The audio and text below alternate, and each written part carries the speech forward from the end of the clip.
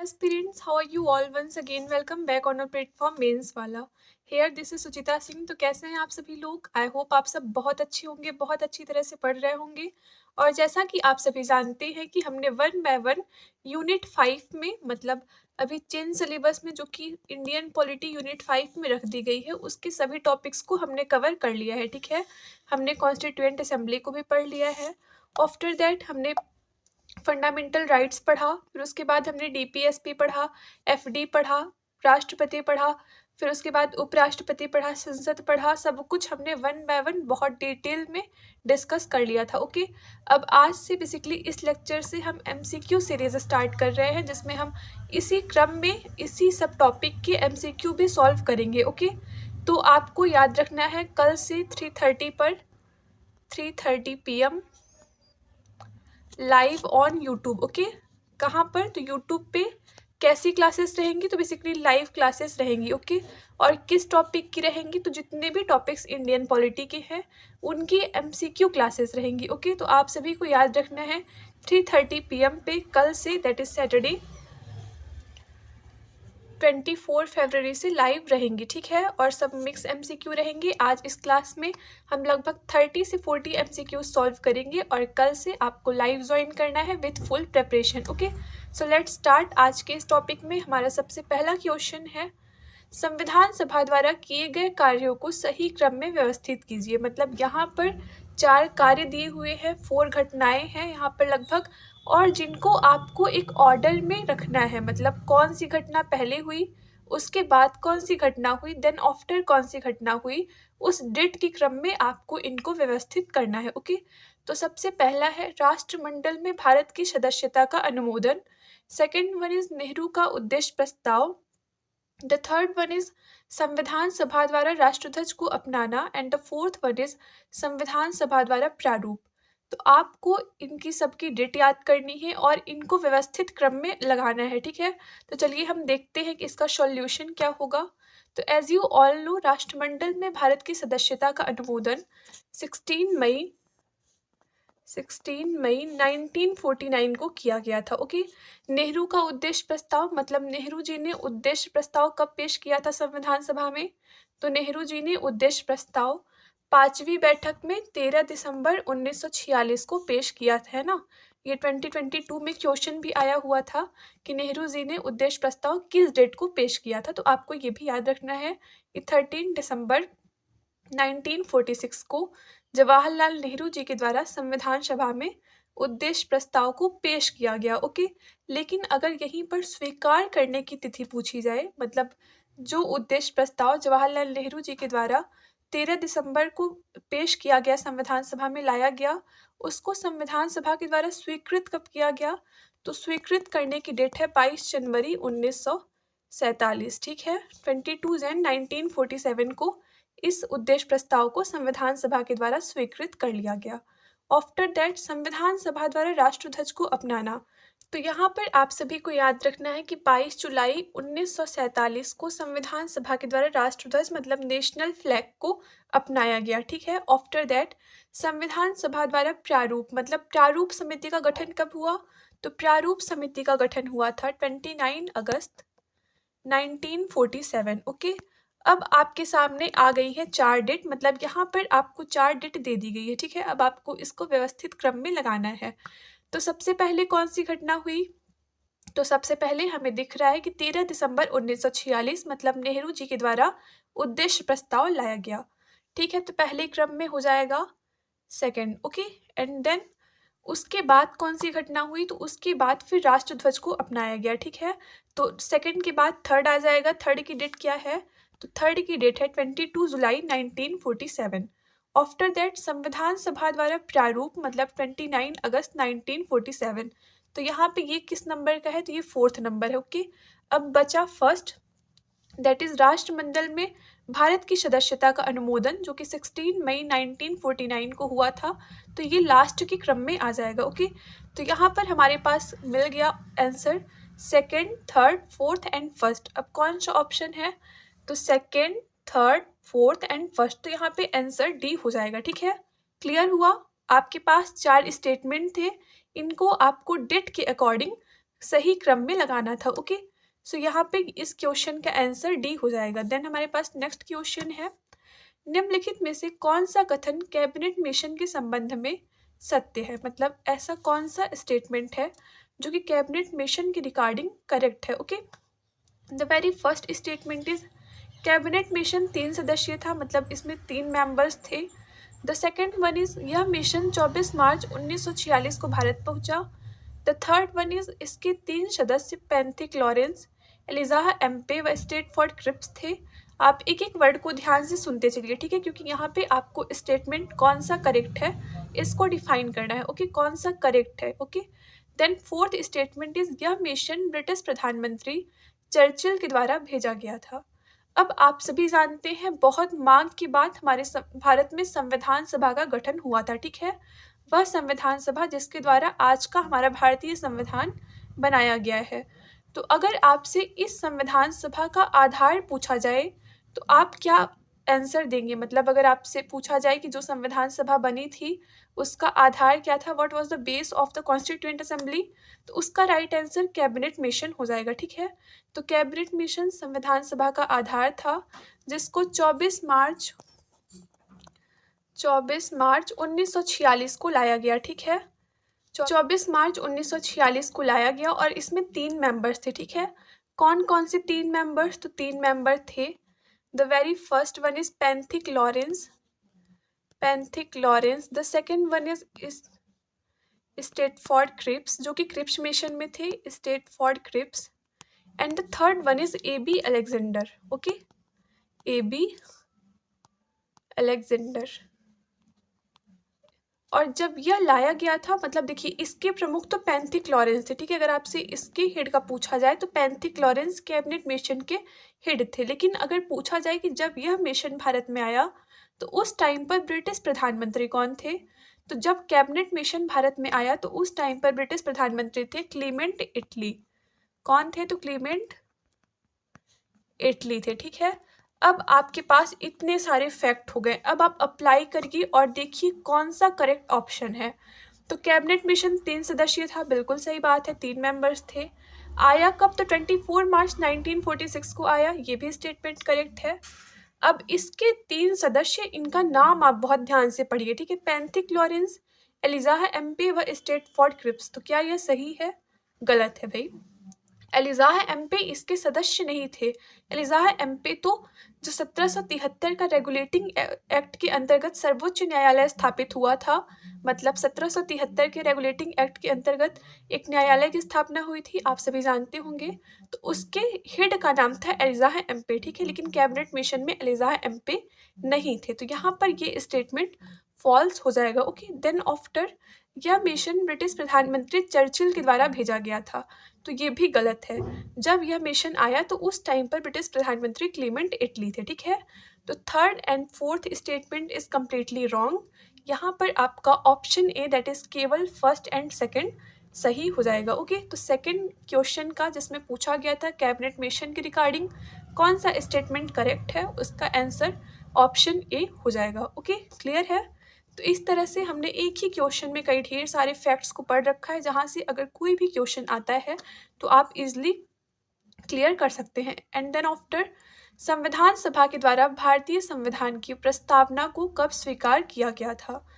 First is 16 मई 1949, second one is 17 अक्टूबर 1949, the third one is 22 जनवरी 1947 and the fourth one is 14 सितंबर 1949।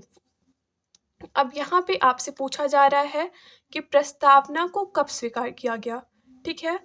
तो अभी हमने देखा उद्देश्य प्रस्ताव,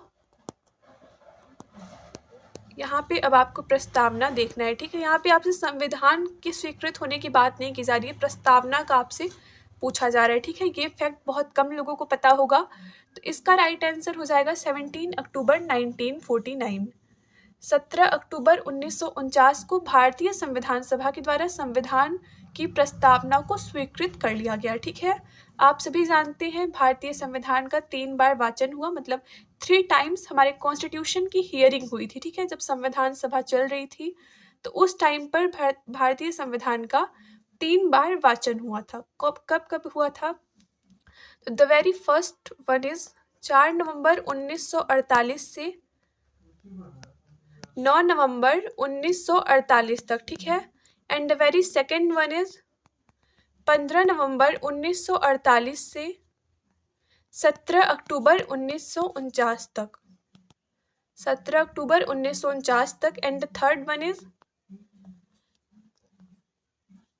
नवंबर 1949 से 26 नवंबर 1949 तक, जिसमें अंततः भारतीय संविधान सभा के द्वारा संविधान को पारित कर दिया गया था, ठीक है।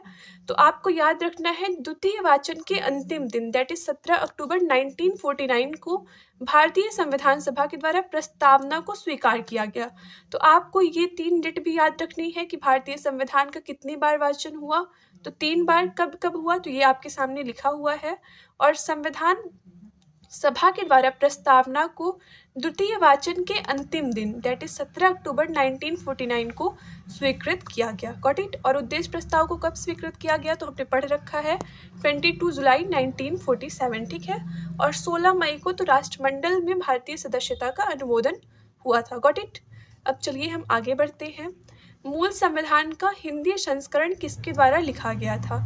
Option first is Prem Bihari Narayan Raizada, option second is Nandlal Bose, option third is Ram Manohar Sinha, option fourth is Basant Krishna Vaidya. अब यहाँ पे आपसे पूछा जा रहा है जो मूल संविधान है उसका हिंदी संस्करण किसके द्वारा लिखा गया था।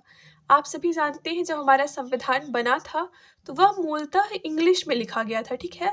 मतलब जो उसको मूल उसकी लिपि है वो इंग्लिश थी, लेकिन उसको हिंदी में भी संस्कृत किया गया।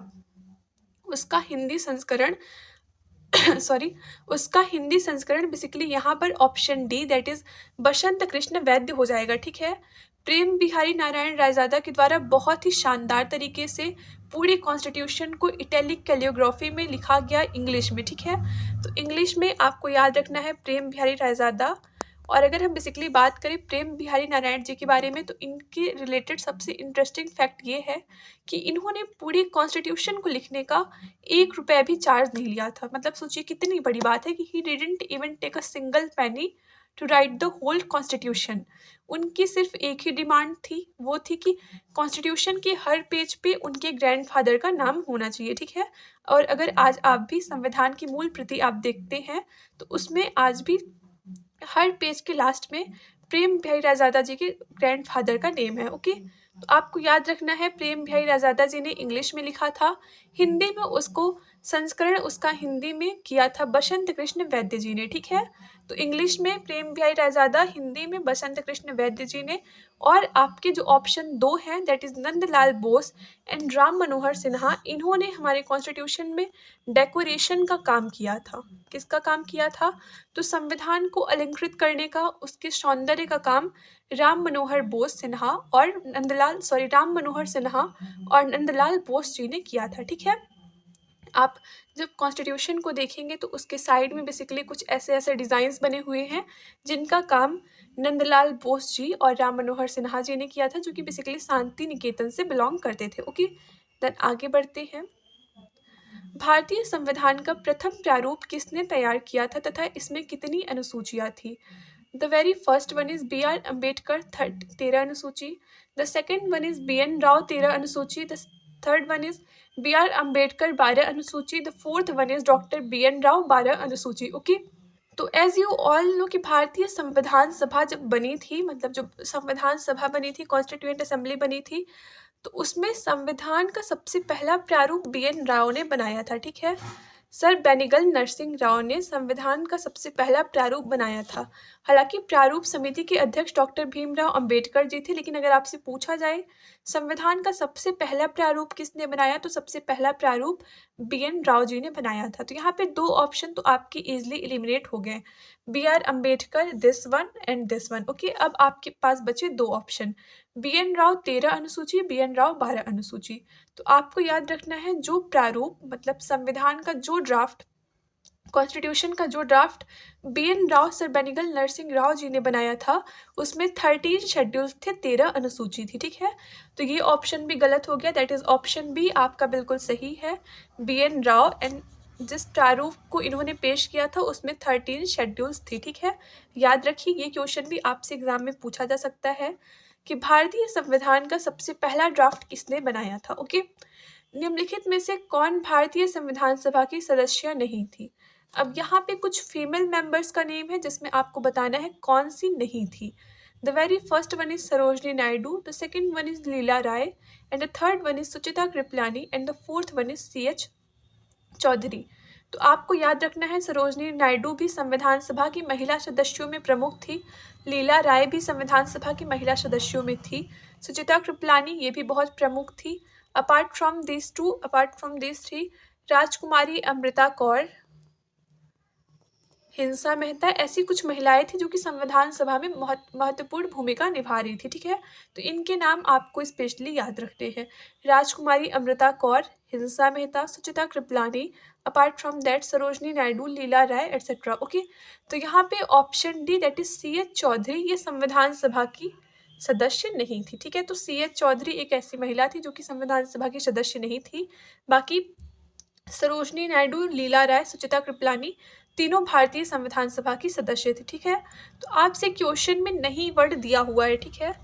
एग्जाम में बेसिकली ऐसे वर्ड हालांकि नेग्लेक्ट हो जाते हैं, तो आपको ध्यान रखना है। यहाँ पर आपसे पूछा जा रहा है कौन सी नहीं थी, तो नहीं में आपका answer D that is CH Chaudhary correct हो जाएगा। ओके, चलिए आगे बढ़ते हैं।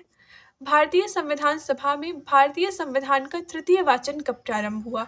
ऑलरेडी मैंने तीनों वाचन की पूरी डेट बता दी है, कब स्टार्ट हुआ कब खत्म हुआ, हमने सब कुछ डिस्कस कर लिया है। ओके, तो यहाँ पर आपसे पूछा जा रहा है कि तृतीय वाचन कब प्रारंभ हुआ था, तो द्वितीय वाचन कब खत्म हुआ था।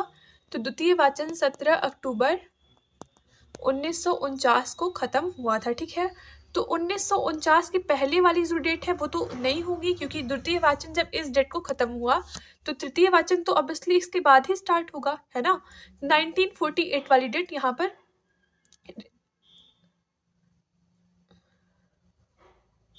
इलिमिनेट हो गई। ओके, फिर उसके बाद आपके पास बचते हैं दो option. The very first one is 14 November 1949 and the second one is 25 नवंबर 1949। तो आपको याद रखना है जो तृतीय वाचन था वो 14 नवंबर 1949 को शुरू हुआ और उसके बाद 26 नवंबर 1949 तक चला, ठीक है। और आप सभी जानते हैं 26 नवंबर 1949 को ही भारतीय संविधान सभा के द्वारा संविधान को पूर्ण रूप से बना करके तैयार कर दिया गया। तो याद रखना है जो तृतीय वाचन था वो 14 नवंबर 1949 से स्टार्ट हुआ और 26 नवंबर 1949 तक चला। देन आफ्टर संविधान सभा के प्रथम मनोनीत उपसभापति कौन थे। यहाँ पे आपसे पूछा जा रहा है कि जो हमारी कॉन्स्टिट्यूएंट असेंबली थी उसके फर्स्ट नॉमिनेटेड उपसभापति मतलब नॉमिनेटेड यहाँ पे वाइस चेयरमैन कौन थे। Option SC Mukherjee, option B TT Krishnamachari, option C Frank Anthony, option D Alladi Krishna स्वामी।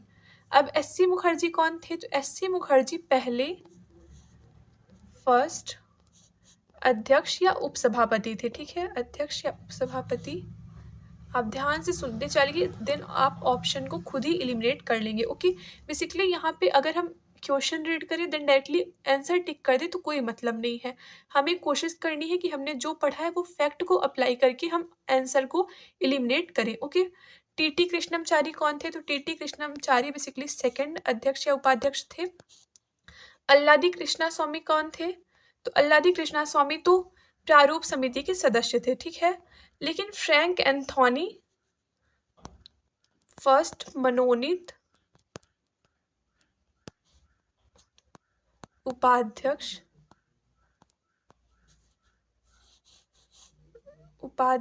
थे। ओके, तो आपको याद रखना है इस क्वेश्चन का आंसर ऑप्शन नंबर सी हो जाएगा। फ्रैंक एंथोनी संविधान सभा के पहले मनोनीत उपसभापति थे।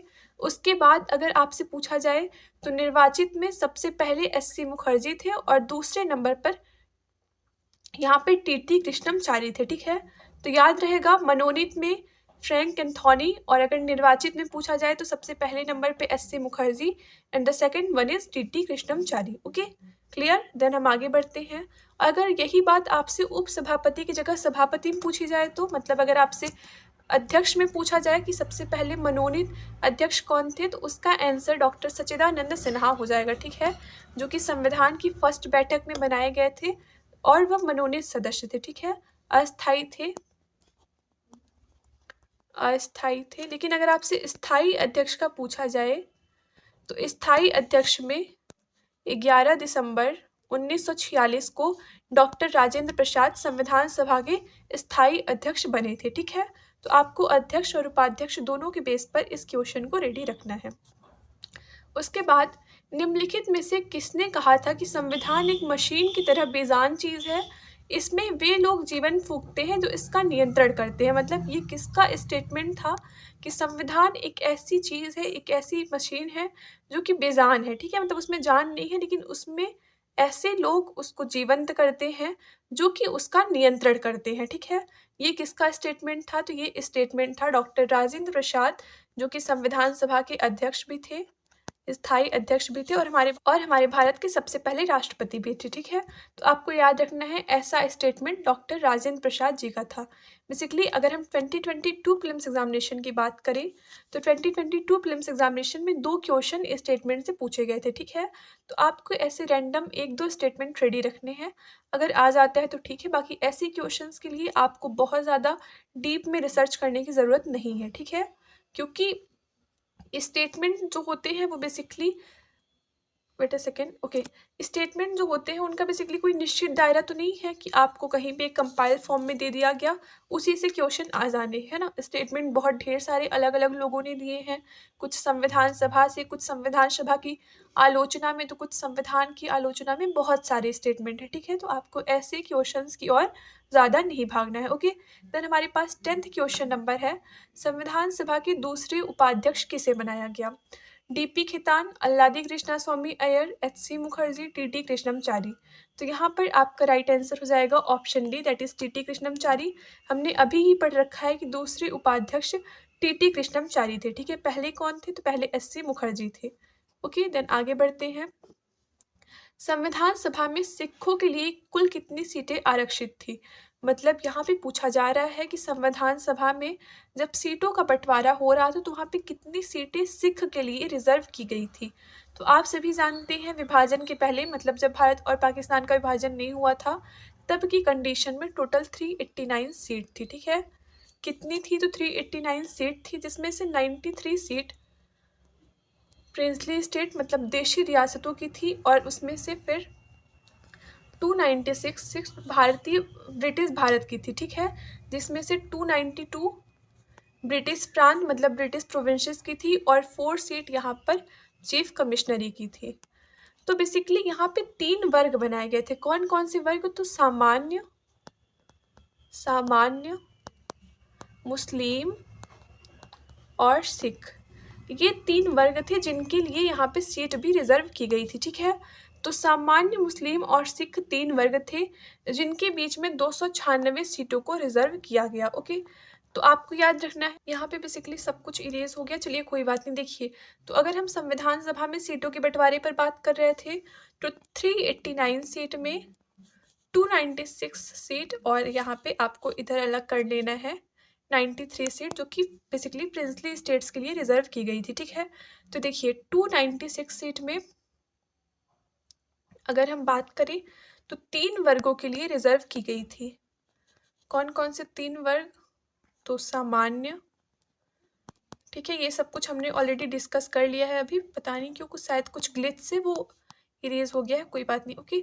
तो सामान्य, मुस्लिम, सिख, ये 3 वर्ग थे जिनके लिए संविधान सभा में सीटों को रिजर्व किया गया था। अब यहाँ पे ये पूछा जा रहा है कि सिख समुदाय के जो लोग थे उनके लिए कितनी सीटों को रिजर्व किया गया था। तो आपको याद रखना है इस 296 सीट में सामान्य के लिए 213 सीटें, मुस्लिम के लिए 79 सीट और सिख के लिए 4 सीटों को रिजर्व किया गया था। कितनी? तो 213 जनरल्स के लिए, मुस्लिम के लिए 79 और 4 सीटें सिख के लिए, ठीक है। तो यहाँ पे आपका आंसर हो जाएगा ऑप्शन बी, दैट इज 4। 4 सीटें सिख के लिए 296 में रिजर्व की गई थी, और यह बेसिकली 3 वर्गों में बंटवारा किया गया था, ठीक है। आपको याद रखना है, और अगर आप इससे भी ज़्यादा डिटेल में पढ़ना चाहते हैं तो आप इस टॉपिक का लेक्चर भी देख सकते हैं, ठीक है। लेक्चर कहाँ है? लेक्चर हमारे प्रीलिम्स बैच में, जो कि प्रतिबद्ध 1.0 में हर टॉपिक के लेक्चर को अवेलेबल करा दिया गया है, ठीक है। तो आप वहाँ से इस टॉपिक को पूरा अच्छे से डिटेल में कवर कर सकते हैं। अगला क्वेश्चन है, संविधान की प्रारूप समिति के संबंध में कौन सा कथन सत्य है? Which statement is true? प्रारूप समिति से रिलेटेड करने पे, ठीक है। तो पहला स्टेटमेंट है, प्रारूप समिति 7 मेंबर्स में थी, मतलब यह 7 सदस्य थी।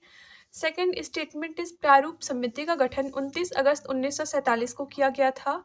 And the third statement is, प्रारूप समिति के सदस्य डीपी खेतान की मृत्यु के पश्चात एन माधवराव को इसका सदस्य बनाया गया।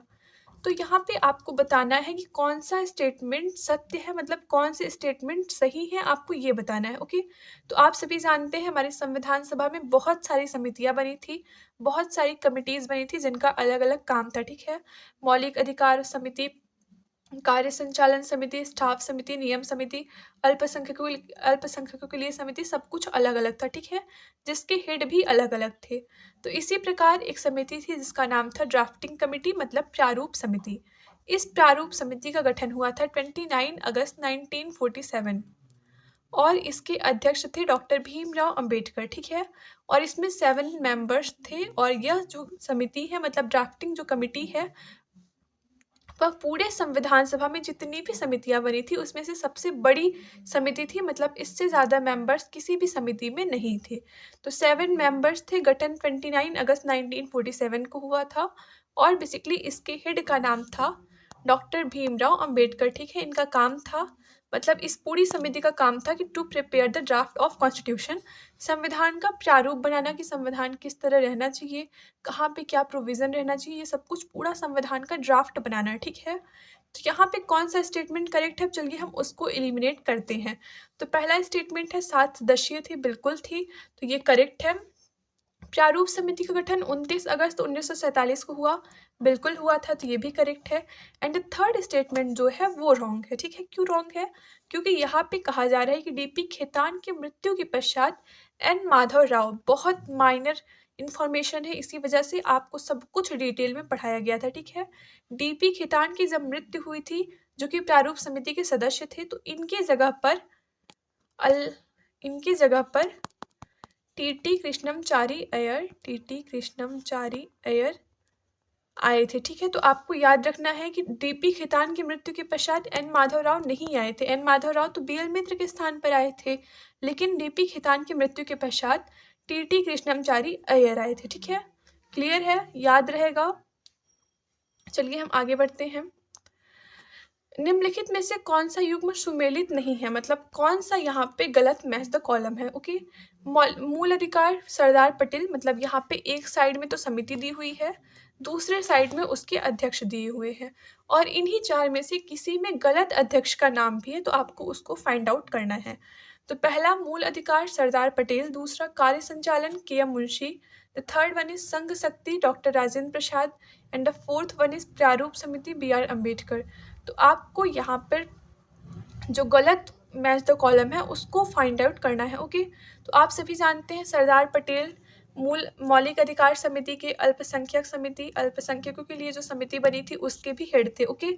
और उसके बाद कार्य संचालन के एम मुंशी जी कार्य संचालन समिति के अध्यक्ष थे, ठीक है। ये दोनों बिल्कुल करेक्ट है। उसके बाद प्रारूप समिति के तो भीमराव अंबेडकर सभी को पता है ना, तो इसमें तो कोई डाउट है नहीं। अब बचता है एक ऑप्शन, दैट इज संघ शक्ति डॉक्टर राजेंद्र प्रसाद, तो ये गलत है, ठीक है। संघ शक्ति डॉक्टर राजेंद्र प्रसाद इसके अध्यक्ष नहीं थे। संघ शक्ति समिति के अध्यक्ष जवाहरलाल नेहरू जी थे, ठीक है। तो आपको याद रखना है जवाहरलाल नेहरू जी संघ शक्ति के अध्यक्ष थे, ठीक है। तो आपका यहाँ पर राइट आंसर ऑप्शन सी हो जाएगा, क्योंकि संघ शक्ति के अध्यक्ष डॉक्टर राजेंद्र प्रसाद जी नहीं थे।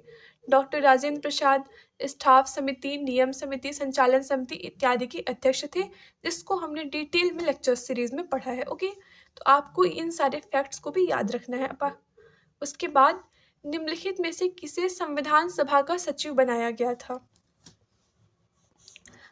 आपके पास ऑप्शन है SN Mukherjee, option B HBR Iyengar, option C TT Krishnamachari, option D BN Rao. तो SN मुखर्जी कौन थे? तो SN मुखर्जी बेसिकली मुख्य प्रारूपकार थे, मतलब जब संविधान सभा बन रहा था जब संविधान सभा के द्वारा संविधान का गठन हो रहा था, तो उस टाइम पर संविधान को बनाने में मुख्य भूमिका रही एस.एन. मुखर्जी जी की, ठीक है? तो एस.एन. मुखर्जी जी मुख्य प्रारूपकार थे। उसके बाद टी.टी. कृष्णमचारी जो कि दूसरे उपाध्यक्ष थे, है ना? पहले एस.सी. मुखर्जी, दूसरे टी.टी. कृष्णमचारी, तो याद रखना है। बी.एन. राव कौन थे? तो बी.एन. राव संवैधानिक सलाहकार थे, संवैधानिक सलाहकार थे, और जिन्होंने बेसिकली हमारे संविधान का सबसे पहला ड्राफ्ट इन्होंने प्रिपेयर किया था, ठीक है? अब बचता है एक option, that is TT. Krishnamachari. TT. Krishnamachari इस क्वेश्चन का अब बचता है एक ऑप्शन, दैट इज एच.वी.आर. एंगकर, ठीक है? एच.वी.आर. एंगकर इस क्वेश्चन का राइट आंसर है। एच.वी.आर. एंगकर संविधान सभा के सचिव थे, ठीक है? संविधान सभा के सचिव थे। तो आपको चारों ऑप्शन के बारे में यहाँ पर इंफॉर्मेशन दे दी गई है, कौन किस पद पर था। तो एस.एन. मुखर्जी क्या थे? तो एस.एन. मुखर्जी मुख्य प्रारूपकार थे। फिर उसके बाद एच.वी. एंगकर कौन थे? तो एच.वी. एंगकर संविधान सभा के सचिव थे। टी.टी. कृष्णमचारी कौन थे? तो टी.टी. कृष्णमचारी यहाँ पे संविधान सभा के दूसरे उपाध्यक्ष थे, है ना? और फोर्थ है बी.एन. राव, जो कि संवैधानिक सलाहकार थे और एक ऐसे व्यक्ति थे जो कि बहुत ही प्रतिभाशाली थे, और इन्होंने हमारे कॉन्स्टिट्यूशन का पहला ड्राफ्ट भी इन्होंने प्रिपेयर किया था। ओके, देन आगे बढ़ते हैं। संघ की कार्यपालिका शक्तियाँ किसमें निहित है? अब हमने पढ़ लिया कॉन्स्टिट्यूएंट असेंबली के सारे एमसीक्यूज, ठीक है? हालांकि ऐसा नहीं है कि इतने एमसीक्यूज के अलावा अब हम आगे कॉन्स्टिट्यूएंट असेंबली के एमसीक्यूज नहीं पढ़ेंगे, ऐसा बिल्कुल भी नहीं है, ठीक है? हम आगे भी बिल्कुल ऐसे ही लेक्चर्स लाया करेंगे 3:30 PM लाइव ऑन यूट्यूब, जिसमें हम मिक्स एमसीक्यू सॉल्व करेंगे, ठीक है? 2 से 3 टॉपिक्स के मिक्स एमसीक्यू, जिसमें हम लगभग 50, 55, 100 फैक्ट तक को कवर करेंगे, ठीक है? मतलब एक ही क्वेश्चन में हम बहुत सारे फैक्ट, 3 से 4 फैक्ट को कवर करने की कोशिश करेंगे। ओके, तो अगला क्वेश्चन है, संघ की कार्यपालिका शक्तियाँ किसमें निहित है? ऑप्शन प्रधानमंत्री, ऑप्शन बी राष्ट्रपति, ऑप्शन सी मंत्रिपरिषद, ऑप्शन डी संसद। तो आप सभी ने आर्टिकल 53 पढ़ा है ना? आर्टिकल 53, जिसमें ये कहा गया है कि संघ की कार्यपालिका शक्तियाँ राष्ट्रपति में निहित है। तो आर्टिकल 53 के अंतर्गत जो संघ की कार्यपालिका शक्ति हैं, एग्जीक्यूटिव पावर्स हैं, उनको प्रेसिडेंट को दिया गया है, ठीक है?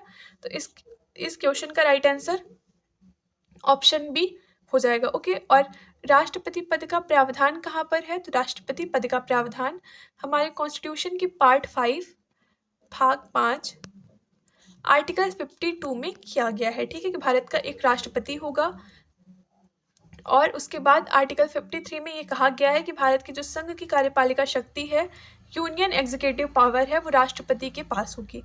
उसके बाद राष्ट्रपति को निम्नलिखित आधार पर महाभियोग की प्रक्रिया के द्वारा उसके पद से हटाया जा सकता है। मतलब क्या बेस हो सकता है महाभियोग की प्रक्रिया का? अब महाभियोग की प्रक्रिया क्या है, हम उसको समझते हैं, ठीक है?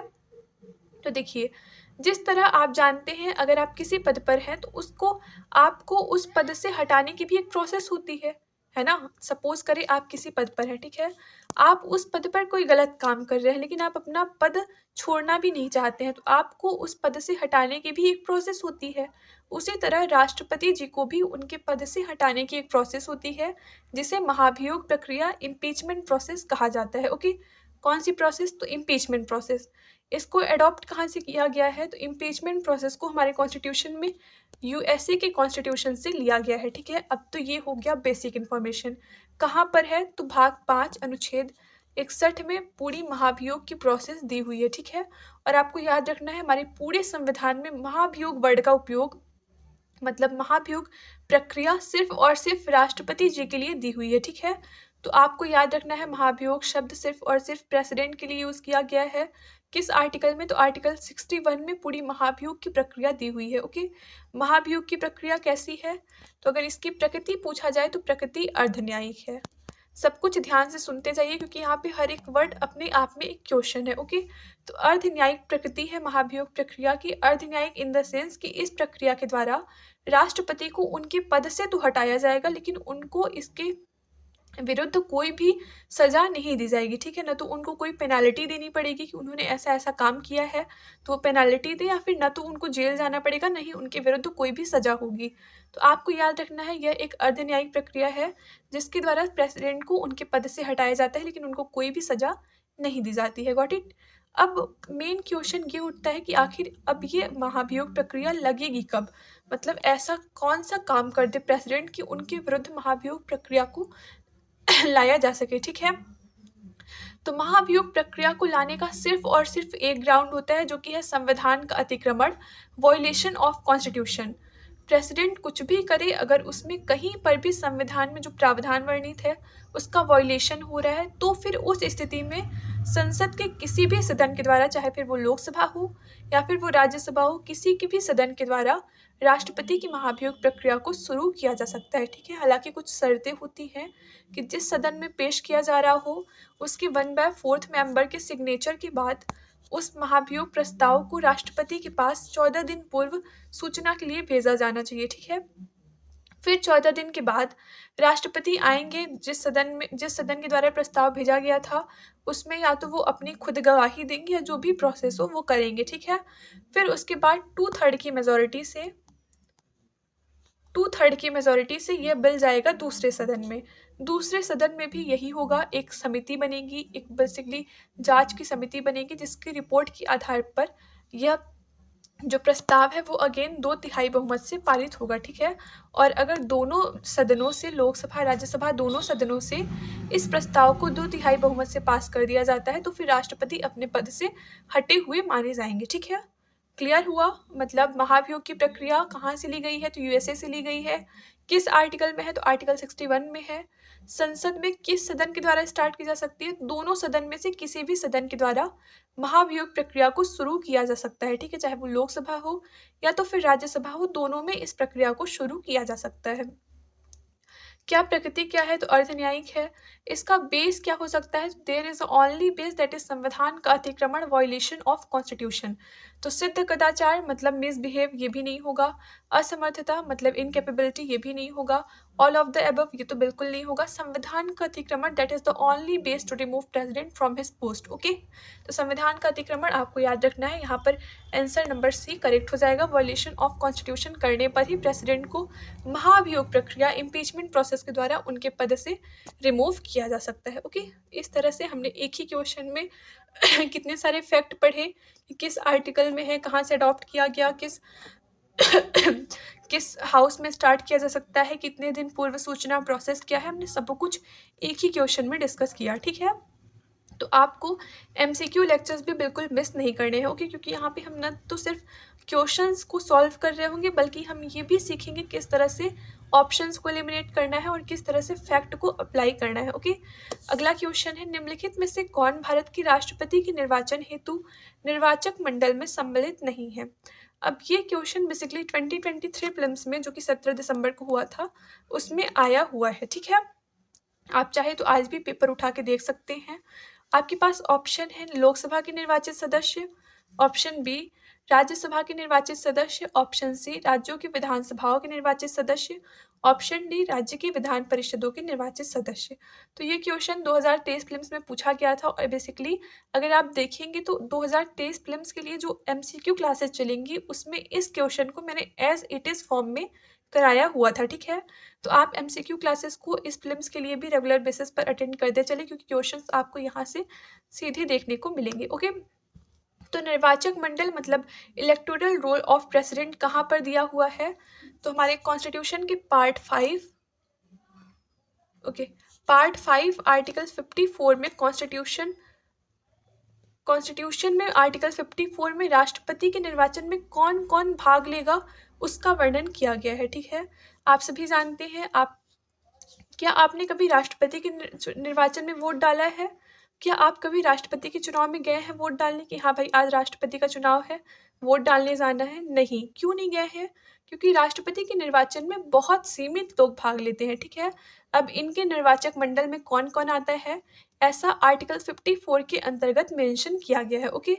तो राष्ट्रपति के निर्वाचन मंडल में आपको याद रखना है सिर्फ और सिर्फ एक वर्ड आप पकड़ के रखिए, दैट इज निर्वाचित मतलब इलेक्टेड।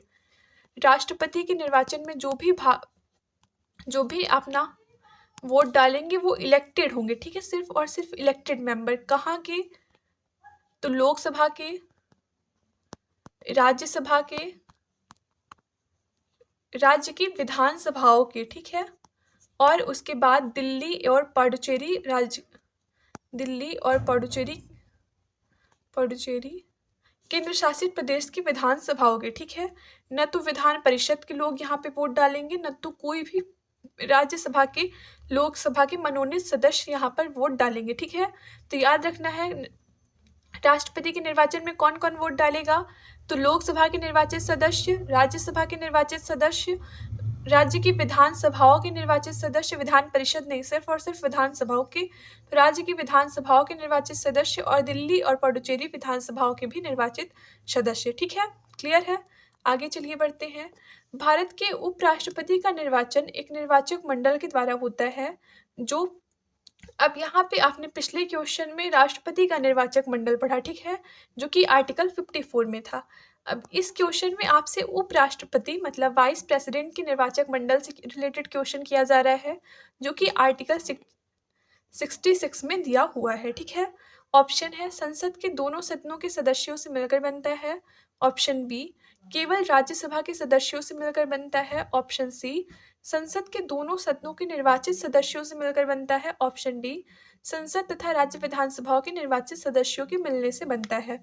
तो आपको याद रखना है कि राष्ट्रपति के निर्वाचन में तो राज्य की विधानसभाओं के निर्वाचित सदस्य भी भाग लेते हैं, लेकिन अगर हम वहीं पर उपराष्ट्रपति के निर्वाचन की बात करें तो उपराष्ट्रपति के निर्वाचन में सिर्फ और सिर्फ संसद के मतलब लोकसभा और राज्यसभा, ठीक है, लोकसभा और राज्यसभा इन्हीं दोनों सदनों के पूरे सदस्य भाग लेते हैं, मतलब कुल सदस्य भाग लेते हैं, चाहे फिर वो मनोनीत हो या निर्वाचित हो, डजेंट मैटर। अगर उपराष्ट्रपति का निर्वाचन हो रहा है तो फिर लोकसभा और राज्यसभा दोनों सदनों के पूरे सदस्य भाग लेते हैं, ठीक है। यहाँ पर कोई भी स्टेट लेजिस्लेचर या फिर कोई भी केंद्र शासित प्रदेश की विधानसभाओं के कोई भी सदस्य भाग नहीं लेते हैं, सिर्फ और सिर्फ संसद के कुल सदस्य, चाहे वो मनोनीत हो या नॉमिनेटेड हो, डजेंट मैटर। ओके, तो इसका ऑप्शन ए दैट इज संसद के दोनों सदनों के सदस्यों से मिलकर बनता है, उसका निर्वाचक मंडल करेक्ट हो जाएगा, ठीक है। कहाँ पर है, तो आर्टिकल 66 में है। राष्ट्रपति का कहाँ पर था, तो राष्ट्रपति का आर्टिकल 54 में है, ठीक है। आर्टिकल भी आपको याद रखना है, क्योंकि as you all know that जिस तरह से हिस्ट्री में डेट्स इंपॉर्टेंट है ना, जिस तरह से हिस्ट्री में डेट इंपॉर्टेंट है, और अगर हम जियो की बात करें ज्योग्राफी तो उसमें मैप इंपॉर्टेंट है, उसी तरह से पॉलिटी में आर्टिकल और कॉन्स्टिट्यूशनल अमेंडमेंट इंपॉर्टेंट है, ठीक है। अगर आप मेंस की भी आंसर राइटिंग कर रहे हैं तो अगर आप उसमें ये मेंशन करते हैं किस आर्टिकल में ऐसा प्रोविज़न किया गया है, तो वो आपको कहीं ना कहीं एक्स्ट्रा मार्क्स फेच करने में हेल्प करेगा। ओके, तो आपको आर्टिकल्स पर भी अभी से कमांड बना के रखनी है। देन आपके पास अगला क्वेश्चन है, भारतीय संविधान में अध्यादेश जारी करने की शक्ति है, मतलब ऑर्डिनेंस पावर हमारे कॉन्स्टिट्यूशन में किसके पास है, ठीक है। अब ऑर्डिनेंस क्या होता है, तो सपोज करें संसद का कोई भी सत्र ना चल रहा हो, मतलब जब जिस टाइम पे संसद स्थगित हो, ठीक है। अब स्थगित क्या है, निलंबित क्या है, इन वर्ड्स को बहुत डिटेल में हमने डिस्कस किया हुआ है लेक्चर सीरीज में, आप वहाँ से इन टॉपिक्स को, इन वर्ड्स को अच्छे से समझ सकते हैं, ठीक है। तो अगर सपोज करें संसद अपने सत्र में नहीं है, मतलब अगर संसद स्थगित है, तो उस टाइम पर कोई ऐसा कानून अगर राष्ट्रपति जी को लगता है कि जो उस टाइम पर बनाना ज़रूरी है, मतलब अगर किसी ऐसे कानून की, किसी ऐसे अधिनियम की, किसी ऐसे ऑर्डर की उस टाइम पर ज़रूरत होती है जब संसद सत्र में नहीं है, तो उस टाइम पर राष्ट्रपति जी के द्वारा एक अध्यादेश जारी किया जाता है, ठीक है, जिसकी वैलिडिटी, इस अध्यादेश की वैलिडिटी संसद के सत्र के शुरू होने के 6 सप्ताह तक होती है। मतलब जब संसद का सत्र शुरू हुआ, अब इस अध्यादेश को अधिनियम बनाना है कि नहीं बनाना है, ये 6 सप्ताह में डिसाइड हो जाता है, ठीक है। अगर 6 सप्ताह में संसद के द्वारा इस पर विचार विमर्श करके अधिनियम बनाने की प्रोसेस स्टार्ट हो जाती है तो ठीक है। अगर 6 सप्ताह में कोई भी इस पर ध्यान नहीं देते हैं तो फिर यहाँ पर इसकी वैलिडिटी नल एंड वॉइड घोषित हो जाएगी, ठीक है। याद रखना है अध्यादेश क्या है, ये समझ में आ गया। वैलिडिटी क्या है, तो वैलिडिटी बेसिकली यहाँ पर संसद के सत्र के शुरू होने के 6 सप्ताह तक होती है। ओके, अब पूछा जा रहा है कि भारतीय संविधान में ऑर्डिनेंस पावर है किसके पास, मतलब who can issue the ordinance, राष्ट्रपति या राज्यपाल, कौन ऑर्डिनेंस जारी कर सकता है। तो यहाँ पर आपका आंसर दोनों हो जाएगा, ठीक है। राष्ट्रपति और राज्यपाल दोनों के पास हमारे भारतीय संविधान के द्वारा यह शक्ति प्रदान की गई है कि वो ऑर्डिनेंस पावर यूज़ कर सकते हैं, दोनों अपने अपने क्षेत्र में अध्यादेश जारी कर सकते हैं, ठीक है। राष्ट्रपति आर्टिकल 123 के तहत अध्यादेश जारी करेंगे और राज्यपाल आर्टिकल 213 के तहत अध्यादेश जारी करेंगे। ओके, याद रखना है इन सारे फैक्ट्स को। चलिए हम आगे बढ़ते हैं। भारतीय संविधान का कौन सा अनुच्छेद राष्ट्रपति को उच्चतम न्यायालय मतलब सुप्रीम कोर्ट से परामर्श करने की शक्ति प्रदान करता है? आप सभी जानते हैं राष्ट्रपति के पास बहुत सारी शक्तियाँ होती हैं, विधायी शक्ति, कार्यकारी शक्ति, बहुत सारी शक्तियाँ होती हैं, ठीक है। उसी में एक शक्ति होती है सलाहकारी या फिर परामर्शदायी क्षेत्र अधिकार, ठीक है, जिसके अंतर्गत राष्ट्रपति आर्टिकल 143 के तहत सुप्रीम कोर्ट से लीगल मामलों में मतलब कानूनी मामलों में एडवाइस ले सकते हैं, ठीक है। हालांकि यह एडवाइस राष्ट्रपति जी पर बाउंडेड नहीं है और आपको बेसिकली याद रखना है, न तो सुप्रीम कोर्ट एडवाइस देने के लिए बाउंडेड है कि अगर राष्ट्रपति जी कह रहे हैं तो वो अपनी एडवाइस दे, और न तो राष्ट्रपति जी इस एडवाइस को मानने के लिए बाउंडेड है, ठीक है। मतलब दोनों अपने अपने एरिया में फ्री हैं, न तो सुप्रीम कोर्ट देने के लिए बाउंडेड है और न ही राष्ट्रपति जी इस एडवाइस को मानने के लिए बाउंडेड है। Got it? किस आर्टिकल के तहत? तो आर्टिकल 143 के तहत। तो यहाँ पे आपसे आर्टिकल ही पूछा गया था। ऑप्शन है आर्टिकल 129 गलत है, ऑप्शन 132 गलत है, ऑप्शन डी अनुच्छेद 32 ये भी गलत है, क्योंकि यहाँ पे तो कॉन्स्टिट्यूशनल रेमेडीज दी हुई है, मतलब संवैधानिक उपचार, रिट क्षेत्राधिकार दिया हुआ है। तो option see that is article 143 correct हो जाएगा, ठीक है। ऑप्शन सी करेक्ट है। इसके तहत राष्ट्रपति जी लीगल मामलों में सुप्रीम कोर्ट से, ठीक है, हाई कोर्ट से नहीं, सुप्रीम कोर्ट से एडवाइस ले सकते हैं। ओके, क्लियर है? चलिए हम आगे बढ़ते हैं। किस वर्ष दिल्ली तथा पुडुचेरी की सदस्यों को राष्ट्रपति के निर्वाचक मंडल में शामिल किया गया? अब यहाँ पे ये पूछा जा रहा है कि जब हमारा मूल संविधान बना था तो उसमें आर्टिकल 54 के तहत सिर्फ और सिर्फ संसद और राज्य की विधानसभाओं के निर्वाचित सदस्यों का राज्य की विधानसभाओं के निर्वाचित सदस्यों का प्रावधान था कि ये राष्ट्रपति के निर्वाचन में भाग लेंगे, ठीक है। लेकिन अगर हम वर्तमान स्थिति की बात करें तो यहाँ पर 2 केंद्र शासित प्रदेश की भी विधानसभाएं हैं। कौन कौन से? तो दिल्ली और पुडुचेरी, ठीक है। तो इसको बेसिकली आपने जब कॉन्स्टिट्यूशनल अमेंडमेंट पढ़ा था तो वहाँ पर भी हमने डिस्कस किया था कि 17th कॉन्स्टिट्यूशनल अमेंडमेंट 1992 70वें संविधान संशोधन 1992 के द्वारा दिल्ली एवं पुडुचेरी की विधानसभाओं के निर्वाचित सदस्यों को भी राष्ट्रपति के निर्वाचक मंडल के अंतर्गत आर्टिकल 54 के तहत शामिल किया गया, ठीक है। तो आपको याद रखना है, ये क्वेश्चन भी प्रीलिम्स में आए हुए हैं, रिपीटेड क्वेश्चन है, तो आपको विशेष ध्यान देना है, ठीक है। दिल्ली और पुडुचेरी के सदस्यों को कब राष्ट्रपति के निर्वाचक मंडल में शामिल किया गया?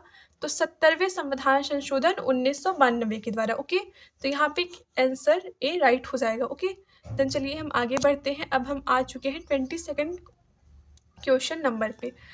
राष्ट्रपति के द्वारा अपना त्यागपत्र किसको संबोधित किया जाता है? मतलब राष्ट्रपति को अगर किसी अपने अगर त्यागपत्र देना हो तो फिर वो किसको त्यागपत्र देंगे? ऑप्शन उपराष्ट्रपति, ऑप्शन बी लोकसभा अध्यक्ष, ऑप्शन सी प्रधानमंत्री, ऑप्शन डी भारत का मुख्य न्यायाधीश। तो यहाँ पे आपका right answer option A that is vice president हो जाएगा, ठीक है। वाइस प्रेसिडेंट अपना त्यागपत्र राष्ट्रपति जी को देते हैं, राष्ट्रपति जी अपना त्यागपत्र वाइस प्रेसिडेंट जी को देते हैं, ठीक है। और वाइस प्रेसिडेंट को शपथ कौन दिलाता है, मतलब ओथ कौन दिलाता है वाइस प्रेसिडेंट जी को? तो वो राष्ट्रपति जी ही दिलाते हैं। लेकिन अगर राष्ट्रपति जी की शपथ पूछी जाए कि राष्ट्रपति जी को शपथ कौन दिलाता है, तो वो भारत के मुख्य न्यायाधीश मतलब चीफ जस्टिस ऑफ इंडिया दिलाते हैं, ठीक है। तो याद रखना है, त्यागपत्र एक दूसरे को, मतलब राष्ट्रपति अपना त्यागपत्र वाइस प्रेसिडेंट को, वाइस प्रेसिडेंट अपना त्यागपत्र राष्ट्रपति जी को, ठीक है। और अगर शपथ का पूछा जाए मतलब ओथ का, तो वाइस प्रेसिडेंट को ओथ राष्ट्रपति जी दिलाते हैं और राष्ट्रपति जी को ओथ सीजीआई मतलब चीफ जस्टिस ऑफ इंडिया दिलाते हैं। Got it? फिर अगले क्वेश्चन पर बढ़ते हैं। भारतीय राष्ट्रपति के विषय में निम्नलिखित कथनों पर विचार कीजिए। यहाँ पे कौन सा ऐसा स्टेटमेंट है जो कि प्रेसिडेंट के लिए एलिजिबिलिटी मतलब प्रेसिडेंट की जो योग्यता है, क्वालिफिकेशंस है, उसके लिए करेक्ट है, ठीक है। ऑप्शन ए उसे भारत का जन्मा नागरिक होना चाहिए, ऑप्शन बी उसकी आयु 35 वर्ष पूर्ण होनी चाहिए, ऑप्शन सी उसमें संसद का सदस्य निर्वाचित होने की योग्यता होनी चाहिए। अब आप सभी जानते हैं अगर आप भी किसी पोस्ट के लिए अप्लाई करते हैं तो कुछ एलिजिबिलिटी होती है, कुछ क्वालिफिकेशन होती है। उसी तरह राष्ट्रपति पद के लिए भी कुछ क्वालिफिकेशन है। क्वालिफिकेशन क्या है? The very first one is वह भारत का नागरिक हो, भारत का नागरिक हो, ही और she must be a citizen of India. उसकी आयु 35 वर्ष हो, 35 वर्ष, और उसका लोकसभा में निर्वाचित होने की उनके पास योग्यता होनी चाहिए। ठीक है, आपको हर एक वर्ड को बहुत ध्यान से पढ़ना है। ओके, तो यहाँ पे जो पहला है दैट इज उसे भारत का जन्मा नागरिक होना चाहिए, ये गलत है। ठीक है, क्योंकि यहाँ पे हमारे कॉन्स्टिट्यूशन में ऐसा वर्णन किया गया है कि भारत का नागरिक हो, ज़रूरी नहीं है कि वो बॉर्न सिटीजन हो। ठीक है, अगर उसने बाद में भी नागरिकता ली है तो वो भारत के राष्ट्रपति बन सकते हैं। ऐसा कहीं पर भी रिस्ट्रिक्शन नहीं है कि अगर वो भारत में जन्म नहीं है, मतलब अगर वो भारत में जन्मे नहीं है तो फिर भारत के नागरिक नहीं बन सकते हैं। ठीक है, ऐसा कहीं पर भी प्रोविज़न नहीं है। तो जन्मा नागरिक होना चाहिए, ये बिल्कुल गलत है। सिर्फ भारत का नागरिक हो। ठीक है, तो पहला स्टेटमेंट गलत है, आपको सही वाले बताने हैं। ओके, सही वाले आपको बताने हैं। तो दूसरा है उसकी आयु 35 वर्ष पूर्ण होनी चाहिए, बिल्कुल सही है। तीसरा है उसमें संसद का सदस्य निर्वाचित होने की योग्यता होनी चाहिए, जबकि अगर आप योग्यता पढ़ेंगे तो आप उसमें पाएंगे कि संसद नहीं, लोकसभा का, ठीक है, लोकसभा का सदस्य निर्वाचित होने की योग्यता होनी चाहिए। तो यहाँ पर ऑप्शन बी दैट इज 35 वर्ष की आयु, बस ये करेक्ट है, बाकी ऊपर नीचे मतलब ए और सी दोनों ऑप्शंस यहाँ पे रॉन्ग है। ओके, समझ आ गया? न तो ज़रूरी है कि वो भारत का जन्मा नागरिक है, ये भी ज़रूरी नहीं है, और न तो संसद का सदस्य होने की योग्यता नहीं, क्योंकि लोकसभा और राज्यसभा दोनों के सदस्यों के लिए अलग अलग क्वालिफिकेशन है, अलग अलग एज क्राइटेरिया है, अलग अलग है। ठीक है, तो आपको याद रखना है यहाँ पर लोकसभा का बेसिकली वर्णन किया गया है। Got it? अब चलिए आगे बढ़ते हैं। 24th question number. आपने देखा हमने क्वेश्चन तो 23 ही पढ़े हैं, लेकिन हमने कितने सारे फैक्ट्स को कवर किया है। ठीक है, तो अगर अपने टॉपिक को रिवाइज करके आते हैं तो यकीन माने इन एमसीक्यू लेक्चर से आप पूरे फिल्म्स को अच्छे से कवर अप कर लेंगे। ओके, देन राष्ट्रपति पद की उम्मीदवार की जमानत राशि जब्त हो जाती है। मतलब देखिए, अगर आपने प्रेसिडेंट चैप्टर पढ़ा है तो आप जानते हैं कोई भी व्यक्ति जो कि राष्ट्रपति के लिए नामांकन फॉर्म भर रहे हैं, मतलब अगर वो राष्ट्रपति के चुनाव में खड़े होना चाहते हैं तो उनके पास कुछ रिक्वायरमेंट होती है। ठीक है, the very first one is 50 promoter and 50 supporter, मतलब 50 सांसद और सपोर्टर एंड प्रमोटर होने चाहिए, मतलब टोटल उनके पास 100 सांसद होने चाहिए। उसके बाद 15,000 जमानत राशि हो, और यह ज़मानत राशि बेसिकली आरबीआई के पास जमा होती है। ठीक है, तो अगर आप भी राष्ट्रपति के निर्वाचन में चुनाव में भाग लेना चाहते हैं तो आपको आरबीआई के पास 15,000 राशि जमा करनी पड़ती है। ठीक है, और ये ज़मानत राशि होती है, मतलब अगर सपोज करें राष्ट्रपति के निर्वाचन में टोटल 100 वोट पड़े हैं। ठीक है, अगर आप इसका 1/6 वोट नहीं पाते हैं, अगर आप इसका 1/6 वोट भी नहीं पाते हैं तो आपकी ये ज़मानत राशि मतलब ये 15,000 रुपये जब्त हो जाते हैं। ठीक है, इसी को बोलते हैं ज़मानत राशि का जब्त होना। तो आप याद रखिए, अगर आप कुल वोट का जितने टोटल वोट पड़े हैं उसका 1/6 पार्ट नहीं पाते हैं तो ये राशि दैट इज़ 15,000 इसको जब्त कर लिया जाता है। ओके, अब चलिए हम आगे बढ़ते हैं। अगला क्वेश्चन है 25। भारतीय संविधान का कौन सा अनुच्छेद राष्ट्रपति के पद के लिए पुनर्निर्वाचन की योग्यता निर्धारित करता है? मतलब देखिए, सपोज करिए अगर आप आज किसी पद पर हैं, आपको वापस उसी पद पर आना है तो आपको पुनर्निर्वाचित होना पड़ेगा। क्या एक बार की इलेक्शन से काम चल जाएगा? नहीं चलेगा। तो हमारे कॉन्स्टिट्यूशन के किस आर्टिकल में ऐसा कहा गया है कि जो व्यक्ति एक बार राष्ट्रपति बन जाते हैं उन्हें दोबारा भी राष्ट्रपति बनने की योग्यता है, मतलब वो दोबारा भी उसी तरह से निर्वाचित होकर राष्ट्रपति बन सकते हैं। तो ऐसा आर्टिकल 57 में कहा गया है। ठीक है, 52 में तो ये मेंशन है कि भारत का एक राष्ट्रपति होगा, there shall be a president of India. Article 54 में ये कहा गया है कि राष्ट्रपति के निर्वाचक मंडल में कौन कौन शामिल होगा। ठीक है, तो आपको याद रखना है यहाँ पे option D that is article 57।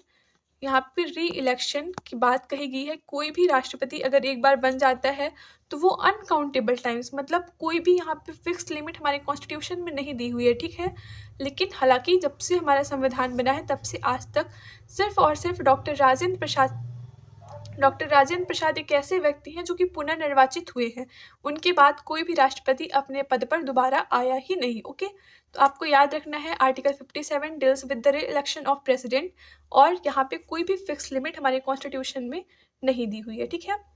Then article 26, Bharat के नियंत्रक एवं महालेखा परीक्षक का प्रावधान किस अनुच्छेद में वर्णित है। अब comptroller and auditor general of India, इनका प्रोविज़न हमारे कॉन्स्टिट्यूशन के किस आर्टिकल में है। आपके पास ऑप्शन है आर्टिकल 148 से 152, ऑप्शन 148 से 151, 148 से 153, 148 से 150। तो यहाँ पर ऑप्शन बी दैट इज़ 148 से 151 पार्ट 5 करेक्ट हो जाएगा, ठीक है। भाग 5 अनुच्छेद 148 से लेकर अनुच्छेद 151 तक comptroller and auditor general of India का वर्णन किया गया है। और basically comptroller and auditor general of India आप कमीशन में पढ़ेंगे, ठीक है। कमीशन मतलब जब हम आयोग को डिस्कस करेंगे तो वहाँ पर एक अलग से टॉपिक ही है भारत का नियंत्रक और महालेखा परीक्षक comptroller and auditor general of India.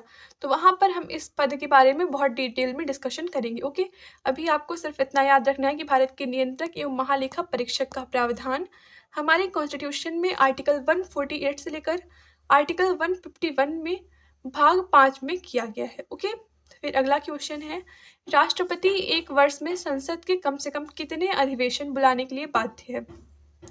1 2 3 4। तो आपको याद रखना है एक अधिवेशन और दूसरे अधिवेशन के बीच में 6 माह से अधिक का गैप नहीं होना चाहिए, ठीक है। हमने ये सब कुछ डिटेल में डिस्कस किया है प्रेसिडेंट के वीडियोस में, है ना, हमने पढ़ा है ये सब कुछ। तो एक अधिवेशन से लेकर दूसरे अधिवेशन के बीच में 6 मंथ से ज़्यादा का गैप नहीं होना चाहिए। इस तरह से आपको याद रखना है कि राष्ट्रपति को एक वर्ष में मिनिमम 2 अधिवेशन तो बुलाने पड़ेंगे, मतलब 2 अधिवेशन बुलाने के लिए तो राष्ट्रपति बाध्य है, लेकिन मैक्सिमम की यहाँ पे लिमिट नहीं दी हुई है हमारे कॉन्स्टिट्यूशन में। ओके, तो मिनिमम 2, मैक्सिमम कितने, ये कोई यहाँ पे फिक्स लिमिट नहीं दी हुई है। फिर आर्टिकल 28 किस अनुच्छेद के क्वेश्चन नंबर 28 किस अनुच्छेद के तहत भारत के महान्यायवादी के पद का प्रावधान है। Option A article 75, option B article 148, option C article 76, option D article 124। अब यहाँ पे देखिए आर्टिकल 148 तो comptroller and auditor general of India है, भारत का नियंत्रक एवं महालेखा परीक्षक, लेकिन आर्टिकल 76 में दिया हुआ है भारत का महान्यायवादी ऑडिटर जनरल ऑफ इंडिया, ठीक है। Auditor general of India basically Bharat का एक सर्वोच्च विधिक अधिकारी होता है, जो कि अगर भारत के सरकार से रिलेटेड कोई मामला है, कोई कानूनी मामला है, तो उसमें वो जाकर कार्यवाही कर सकते हैं, ठीक है। मतलब देखिए अगर सपोज करें कोई लीगल मैटर है, ठीक है, इंडियन गवर्नमेंट से रिलेटेड है, तो सुप्रीम कोर्ट में या हाई कोर्ट में या कहीं पर भी auditor general of India Bharat के महान्यायवादी वहाँ पर इंडियन गवर्नमेंट की तरफ से इंडियन गवर्नमेंट को रिप्रेजेंट कर सकते हैं, ठीक है। तो आपको याद रखना है महान्यायवादी कौन होते हैं। तो महान्यायवादी बेसिकली भारत के सर्वोच्च विधिक अधिकारी होते हैं भारत सरकार की तरफ से, ठीक है। और ये राष्ट्रपति के प्रसाद पर्यंत मतलब प्लेजर ऑफ प्रेसिडेंट तक ये अपना पद धारण करते हैं। इनका कोई भी फिक्स टेन्योर हमारे कॉन्स्टिट्यूशन में मेंशन नहीं है और इनके पद का प्रावधान आर्टिकल 76 में किया गया है, ठीक है। तो ये सारी कुछ इंफॉर्मेशन है जो आपको याद रखनी है, यहाँ से क्वेश्चंस आ सकते हैं। ओके, देन भारत का प्रधानमंत्री होता है, मतलब भारत का जो प्राइम मिनिस्टर है, प्राइम मिनिस्टर ऑफ इंडिया, वो किस तरह से अपने पद पर आते हैं। ऑप्शन ए निर्वाचित मतलब इलेक्शन के द्वारा, ऑप्शन बी चयनित, ऑप्शन सी मनोनीत, ऑप्शन डी नियुक्त। अब यहाँ पर आपको याद रखना है भारत का प्रधानमंत्री न तो निर्वाचित होता है, न तो चयनित होता है, न तो मनोनीत होता है, इनकी होती है नियुक्ति, ठीक है। किसके द्वारा, तो राष्ट्रपति जी के द्वारा इनकी नियुक्ति होती है। और आपको याद रखना है राष्ट्रपति जी के द्वारा इनकी नियुक्ति किस तरह होती है, तो कोई भी ऐसा नहीं है कि राष्ट्रपति जिसको चाहे उसको प्राइम मिनिस्टर बना दे, है ना, ऐसा नहीं है। रेदर इट्स अ कन्वेक्शन, मतलब न तो कोई लॉ है जिसके द्वारा राष्ट्रपति जी प्रधानमंत्री को नियुक्त करेंगे, और न ही हमारे कॉन्स्टिट्यूशन में ऐसा लिखा हुआ है कि किस व्यक्ति को राष्ट्रपति जी के द्वारा प्रधानमंत्री के रूप में नियुक्त किया जाएगा, ठीक है। तो ये एक कन्वेंशन है जिसमें राष्ट्रपति जी उस दल के मतलब जो दल बहुमत प्राप्त होता है, मेजॉरिटी जिसे मिलती है, उसके लीडर को यहाँ पर प्रधानमंत्री के रूप में अपॉइंट करते हैं, ठीक है। अब भाई जो हाउस ऑफ पीपल है, लोकसभा है, उसमें बहुमत दल कैसे होता है, बहुमत सिद्ध कैसे करते हैं, ये सब कुछ हमने बहुत डिटेल में पढ़ा था, है ना। लगभग हमने 15 से 20 मिनट हमने इस टॉपिक को दिए थे, किस तरह से बहुमत दल प्राप्त होता है, किस तरह से सिद्ध होता है। तो उसके लिए आप चाहें तो एक बार पॉलिटी, अगर आप प्रीलिम्स बैच में इनरोल स्टूडेंट हैं, तो आप प्रतिबद्ध 1.0 जब ओपन करेंगे तो वहाँ पे एक पॉलिटी लेक्चर सीरीज़ है ना, वहाँ पे हमने, आप देखेंगे तो 1 बाय 1 इस पूरे टॉपिक को लगभग 4 से 5 वीडियोज़ में डिस्कस किया था, पूरे संसद को, है ना, लोकसभा, राज्यसभा, बहुमत दल का नेता, सब कुछ। तो आपको याद रखना है कि जो लोकसभा में बहुमत दल प्राप्त नेता होते हैं, जो बहुमत दल प्राप्त पार्टी होती है, उसके नेता को ही राष्ट्रपति जी के द्वारा प्रधानमंत्री के पद पर नियुक्त किया जाता है। And here is the last question. अब हम आ गए हैं अपने आज के लेक्चर के लास्ट क्वेश्चन में। ओके, क्वेश्चन क्या है, तो निम्नलिखित में से किसकी नियुक्ति भारत के राष्ट्रपति के द्वारा नहीं की जाती है। आपको वर्ड बहुत ध्यान से पढ़ना है, नहीं की जाती है, ठीक है, नहीं की जाती है मतलब आप सभी जानते हैं भारत के राष्ट्रपति जो है, प्रेसिडेंट ऑफ इंडिया जो है, वो भारत में सबसे सर्वोच्च पद पर है ना, भारत के सबसे सर्वोच्च पद पर है। तो उनके द्वारा बहुत सारी नियुक्तियां की जाती है, बहुत सारी अपॉइंटमेंट की जाती है। तो यहाँ पे आपसे पूछा जा रहा है कौन सा ऐसा पद है जिसमें नियुक्ति राष्ट्रपति के द्वारा नहीं की जाती है, ठीक है। ऑप्शन अनुसूचित जातियों, अनुसूचित जनजातियों के लिए विशेष अधिकारी। ऑप्शन बी भाषाई अल्पसंख्यकों के लिए विशिष्ट अधिकारी। ऑप्शन सी लोकसभा अध्यक्ष। ऑप्शन डी भारत का महान्यायवादी। अब यहाँ पे ऑप्शन सी आपको एकदम क्लिक करना चाहिए कि लोकसभा जो अध्यक्ष होते हैं वो लोकसभा के सदस्यों द्वारा चुने जाते हैं, उनको राष्ट्रपति नहीं चुनते हैं ना। मतलब लोकसभा के जो सदस्य होते हैं उन्हीं में से उनके द्वारा चुने जाते हैं लोकसभा के अध्यक्ष। तो यहाँ पर आपका राइट आंसर ऑप्शन सी हो जाएगा, ठीक है। और अगर हम राष्ट्रपति के द्वारा की गई नियुक्तियों की बात करें तो राष्ट्रपति के द्वारा बेसिकली सबसे पहला प्रधानमंत्री की नियुक्ति होती है, उसके बाद CAG मतलब comptroller and auditor general of India, महान्यायवादी, और UPSC के चेयरमैन, इलेक्शन कमिश्नर, और यहाँ पे अनुसूचित जातियों जनजातियों के लिए विशिष्ट अधिकारी, मंत्री, प्रधानमंत्री की सलाह पर मंत्री परिषद के मंत्री। बहुत सारी नियुक्तियां राष्ट्रपति के द्वारा की जाती हैं, ठीक है। तो ये कुछ नियुक्तियां हैं जिनको आपको विशेष तौर पर याद रखना है। तो यहाँ पर हमने 1 बाय 1 पूरे 30 क्वेश्चंस को बहुत ही डिटेल में पढ़ा है, जिसमें हमने कोशिश की है कि हम हर एक क्वेश्चन के साथ 2 से 3 फैक्ट को कवर करते हुए चले। Okay, so that's all for today. कल आप सभी से 3:30 PM पर 3:30 PM live on our YouTube channel, live on mains वाला, ठीक है, मेंस वाला यूट्यूब चैनल। ओके, YT पर हम 3:30 PM पर कल मतलब 24 फरवरी को लाइव मिलेंगे। Okay, so that's all for today. मिलते हैं आप सभी से अगले वीडियो में। अगर हम कल के टॉपिक की बात करें तो कल बेसिकली हम fundamental right, DP, SP and FD के मिक्स MCQ सॉल्व करेंगे, ठीक है, जहाँ पर हम आज ही की तरह हर एक क्वेश्चन में बहुत सारे फैक्ट्स को कवर करेंगे। तो चाहे क्वेश्चन नंबर कम ही रहे, चाहे हम 50 की जगह 30 MCQ सॉल्व करें, लेकिन हम एकदम सॉलिड करेंगे जिससे आपकी ऑप्शन एलिमिनेशन की जो पावर है वो भी बढ़े। Okay, so that's all for today. मिलते हैं आप सभी से अगले वीडियो में। Till then keep learning. Thank you so much. All the very best.